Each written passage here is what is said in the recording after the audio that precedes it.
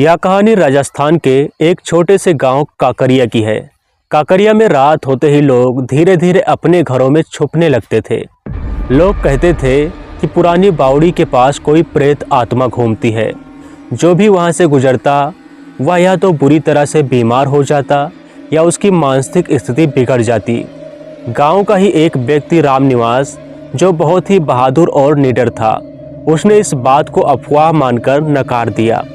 उसने गांव वालों को समझाया कि यह सब पुराने ज़माने की बातें हैं और ऐसा कुछ नहीं होता। लेकिन एक दिन उसका अपना भाई मोहन, जो उस बावड़ी के पास से गुजर रहा था, अचानक घर लौटते ही चीखने चिल्लाने लगा। वह कहता, मुझे छोड़ दो, मुझे मत मारो। उसकी आंखें लाल और शरीर ठंडा हो गया था। मोहन की हालत देखकर रामनिवास परेशान हो गया। उसने कई डॉक्टरों को बुलाया लेकिन कोई फ़ायदा नहीं हुआ। तब गांव के बुजुर्गों ने सलाह दी, इसे किसी तांत्रिक के पास ले जाओ, शायद वही इसका इलाज कर सकें। रामनिवास ने अपने गांव के ही पास के इलाके के प्रसिद्ध तांत्रिक गिरधारी बाबा को बुलाने का सोचा। गिरधारी बाबा को बुलाने के लिए रामनिवास ने देर रात जंगल के रास्ते से होकर उन्हें लाने के लिए गए। जब गिरधारी बाबा पहुँचे तो उन्होंने मोहन को देखा और गंभीर आवाज़ में कहा, यह आत्मा बहुत क्रोधित है, इसे एक विशेष प्रकार के तंत्र से शांत करना होगा, लेकिन इसके लिए मुझे नींबू, सिंदूर और कुछ अन्य सामान चाहिए। रात के तीसरे पहर गिरधारी बाबा ने टोना टोटका शुरू किया। उन्होंने नींबू के चारों ओर सिंदूर का घेरा बनाया और मंत्र पढ़ने लगे। मोहन चीखते हुए कहने लगा, नहीं, मुझे वहाँ मत भेजो, मैं बावड़ी का रहस्य नहीं बता सकता। गिरधारी बाबा मंत्र को और जोर से पढ़ने लगे। जैसे नींबू को मंत्रों के जरिए आत्मा की कैद के लिए तैयार किया गया, अचानक घर की खिड़कियां तेजी से बंद हो गई और अचानक से खुल भी गई और हवा का एक झोंका आया। बाबा ने रामनिवास से कहा, सावधान रहो, यह आत्मा आसानी से नहीं मानेगी। रात का सन्नाटा और तेज होती हवाओं के बीच तांत्रिक गिरधारी बाबा ने मंत्र को जोर जोर से बोल रहे थे। मोहन की हालत और बिगड़ती जा रही थी। वह जमीन पर लौटने लगा, कभी जोर से चिल्लाता तो कभी खामोश हो जाता।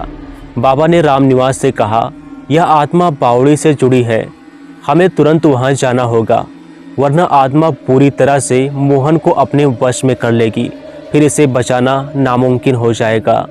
रामनिवास ने हिम्मत जुटाई और बाबा के साथ गांव के कुछ और लोगों को लेकर बावड़ी की ओर चल पड़ा। सभी के हाथों में मशालें थी और उनके दिलों में डर। जैसे वे बावड़ी के पास पहुंचे, एक अजीब सी ठंडक और सन्नाटा छा गया। बाबा ने इशारा किया, यहाँ कुछ हुआ है, यही वह जगह है जहाँ आत्मा भटक रही है।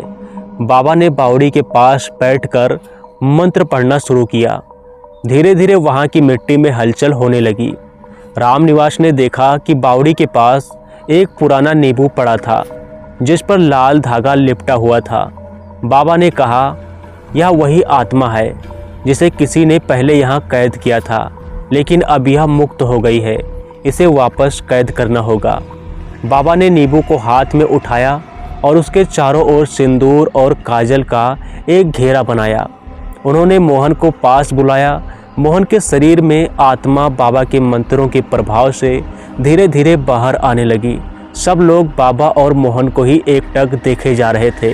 मोहन ने कांपते हुए कहा, मैंने कुछ नहीं किया, यह आत्मा मुझे ज़बरदस्ती पकड़ रही है। बाबा ने ज़ोर से कहा, कौन हो तुम, क्यों इस लड़के को परेशान कर रही हो? तभी आत्मा ने मोहन के जरिए बोलना शुरू किया, मैं इसी गांव की हूँ। मुझे कई साल पहले इसी बावड़ी में मारा गया था। मेरी आत्मा को यहाँ बांध दिया गया था। अब मुझे मुक्ति चाहिए। बाबा ने कहा, तुम्हारी मुक्ति का समय आ गया है, लेकिन तुम निर्दोष लोगों को परेशान नहीं कर सकती। आत्मा ने सहमति जताई और बाबा ने अंतिम मंत्र पढ़ा। नींबू में तेजी से हलचल हुई और आत्मा उसके भीतर समा गई।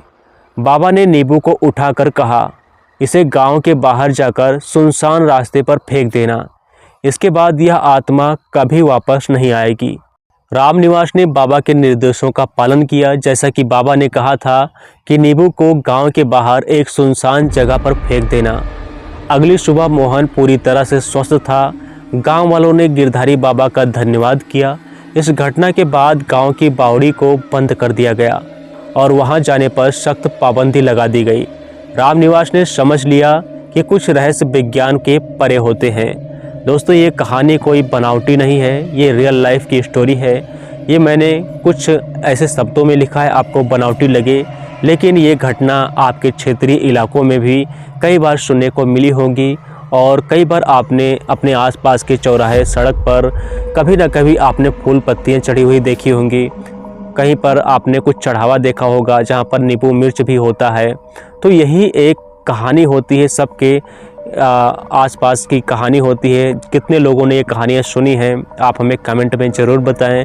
और अगर आपके पास कोई ऐसी कहानी है तो कमेंट में बताएं और मैं उसे ज़रूर ही अपने इस चैनल पर प्रसारित करूंगा, लोगों के साथ शेयर करूंगा। तो उम्मीद करता हूँ आपको ये कहानी पसंद आई होगी। कहानी पसंद आई है तो इस वीडियो को लाइक करो, शेयर करो और चैनल को सब्सक्राइब करो, क्योंकि इस चैनल पर इसी तरह की और भी ढेर सारी कहानियाँ मैं लेकर के आता रहता हूँ।